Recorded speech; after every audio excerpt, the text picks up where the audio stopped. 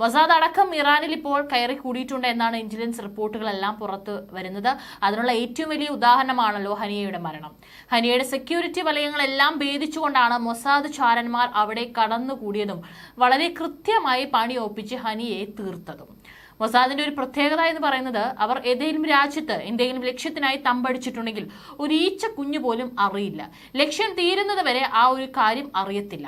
അതുകൊണ്ട് തന്നെ ഇറാൻ ഭയപ്പെട്ടേ മതിയാവും. അതിനിടയിൽ രാജ്യത്തിന്റെ വടക്കൻ ഭാഗത്ത് ഇറാൻ സൈനിക അഭ്യാസ പ്രകടനം നടത്തിയതായി റിപ്പോർട്ടുകളാണ് ഇപ്പോൾ പുറത്തു വരുന്നത്. കഴിഞ്ഞ മാസം ഒടുവിൽ ഹമാസ് നേതാവ് ഇസ്മായിൽ ഹനിയ ടെഹ്റാനിൽ കൊല്ലപ്പെട്ടതിന് തിരിച്ചടി നൽകുമെന്ന ഇറാന്റെ പ്രഖ്യാപനത്തിന് ഊർജം പകരുന്നതാണ് ഈ സൈനിക അഭ്യാസം എന്നാണ് ചില അന്താരാഷ്ട്ര മാധ്യമങ്ങളിൽ പുറത്തുവരുന്ന റിപ്പോർട്ടുകൾ. ചൊവ്വാഴ്ച പ്രാദേശിക സമയം വൈകിട്ട് 7:30 മുതൽ 8:30 വരെയായിരുന്നു കാസ്പിയൻ കടൽ തീരത്തെ ഇറാൻ പ്രവിശ്യയായ ഗിലാനിൽ അഭ്യാസ പ്രകടനം നടന്നത്. നാവികസേനയുടെ പ്രതിരോധ സന്നദ്ധത ശക്തിപ്പെടുത്തുന്നതിനാണ് സൈനിക അഭ്യാസ പ്രകടനം ആസൂത്രണം ചെയ്തതെന്ന് പ്രാദേശിക ഉദ്യോഗസ്ഥരുദ്ധരിച്ച് വാർത്താ ഏജൻസികൾ റിപ്പോർട്ട് ചെയ്യുന്നു. 3 ദിവസത്തിനുള്ളിൽ ഇറാന്റെ രണ്ടാമത്തെ സൈനിക അഭ്യാസ പ്രകടനമാണിത്. ഹനിയയുടെ കൊലയ്ക്ക് പ്രതികാരം ചെയ്യുമെന്ന് ഇറാൻ പ്രഖ്യാപിച്ചിരുന്നു. കൊലയ്ക്ക് ഉത്തരവാദി ഇസ്രായേലാണെന്ന് ഇറാൻ കുറ്റപ്പെടുത്തിയിരുന്നു. ഹനിയയുടെ കൊലപാതകത്തിന്റെ ഉത്തരവാദിത്തം ഇസ്രായേൽ ഇതുവരെ ഏറ്റെടുക്കുകയോ നിഷേധിക്കുകയോ ചെയ്തിട്ടില്ല. ഇസ്മായിൽ ഹനിയയുടെ രക്തസാക്ഷിത്വം ഇസ്രായേലിനെതിരെ ഇറാന്റെ പ്രതികാര ഭീഷണിക്ക് തിരികൊളുത്തുന്നതായി. അതിനിടെ ഇസ്രായേലിനെതിരായ തിരിച്ചടിയുടെ കാര്യത്തിൽ സംയമനം പാലിക്കണമെന്ന യൂറോപ്യൻ രാഷ്ട്രങ്ങളുടെ ആഹ്വാനം ഇറാൻ തള്ളിയിരിക്കുകയാണ്. ഫ്രാൻസും ജർമ്മനിയും ബ്രിട്ടനും അടങ്ങിയിട്ടുള്ള യൂറോപ്യൻ രാജ്യങ്ങളെല്ലാം തന്നെ ഇത് വേണ്ട തീക്കളിയാണ് എന്നുള്ള മുന്നറിയിപ്പ് ഇറാന് നൽകിയിട്ടുണ്ടായിരുന്നു.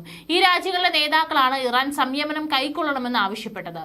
ഇതിനിടയിലും ഗാസയിൽ നൂറുകണക്കിന് പലസ്തീനുകളെ കൊന്നുതള്ളുകയാണ് അധിനിവേശ സേന. ഹമാസിന്റെ സായുധ വിഭാഗമായ ലക്സം ബ്രിഗേഡ് ചൊവ്വാഴ്ച മുതൽ ടെലാവീവിലേക്കും പ്രാന്തപ്രദേശത്തേക്കും 2 M90 റോക്കറ്റുകൾ അയച്ചിരുന്നു. വലിയ സ്ഫോടന ശബ്ദം കേട്ടെങ്കിലും ആളപായമൊന്നും റിപ്പോർട്ട് ചെയ്യപ്പെട്ടിട്ടില്ല. ഇതുകൂടാതെ ഖത്തറിൽ നിന്ന് തുടങ്ങുന്ന ഗാസ വെടിനിർത്തൽ ചർച്ചയിൽ പങ്കെടുക്കില്ലെന്ന് ഹമാസ് പ്രഖ്യാപിച്ചതോടെ ഇസ്രായേൽ ആക്രമിക്കാനുള്ള നീക്കവുമായി ഇറാനും രംഗത്തുണ്ട്. വെടിനിർത്തലിന് ധാരണയായാൽ ഇസ്രായേലിനെ തൽക്കാലം ആക്രമിക്കില്ലെന്ന് ഇറാൻ അറിയിച്ചിരുന്നു. അതേസമയം ഹമാസുമായി പരോക്ഷ ചർച്ചകൾ നടത്താമെന്നാണ് US, ഖത്തർ, ഈജിപ്ത് തുടങ്ങിയ മധ്യസ്ഥ രാജ്യങ്ങളുടെ പ്രതീക്ഷ.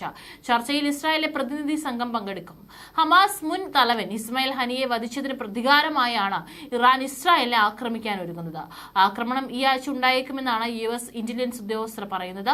ആക്രമണത്തിൽ ഇറാന്റെ പരമോന്നത നേതാവ് അയത്തുള്ള അലി ഖമേനി ഉത്തരവിട്ടിരുന്നു. മിസൈലുകൾ അടക്കം സന്നാഹങ്ങൾ ഇറാൻ രഹസ്യ കേന്ദ്രങ്ങളിൽ വിന്യസിച്ചെന്നാണ് വിവരം. ലെബനനിലെ ഹിസ്ബുള്ള ഗ്രൂപ്പും ആക്രമിച്ചേക്കും. ജൂണിൽ US പ്രസിഡന്റ് ജോ ബൈഡൻ മുന്നോട്ട് വെച്ച വെടിനിർത്തൽ കരാർ അംഗീകരിച്ചതാണെന്നും അത് നടപ്പാക്കാനുള്ള പദ്ധതി രൂപീകരിക്കണമെന്നും മധ്യസ്ഥ രാജ്യങ്ങളോട് ഹമാസ് അഭ്യർത്ഥിച്ചു. മറ്റു ചർച്ചകൾക്ക് താൽപര്യമില്ലെന്നും വ്യക്തമാക്കി. അതിനിടെ തെക്കൻ ഗാസയിലെ ഖാൻ യൂനിസിൽ ഇസ്രായേൽ ഇന്നലെ ശക്തമായ വ്യോമാക്രമണം നടത്തി 14 പേർ കൊല്ലപ്പെട്ടു. മലയാളി വാർത്ത plus, like, share and subscribe.